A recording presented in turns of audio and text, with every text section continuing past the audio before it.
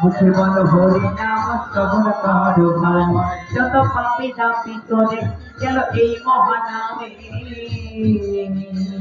সবাই মুখে বলো হরি নাম শ্রবণ করো ভাই, হরি নামের জলে ডুব দিলে, হরি নামের জলে ডুব দিলে জুড়াই মনো প্রাণ। কে আনিল রে, কোথায় ছিল রে মধুমাখা হরি নাম? কে আনিল রে, কোথায় ছিল রে মধুমাখা হরি নাম?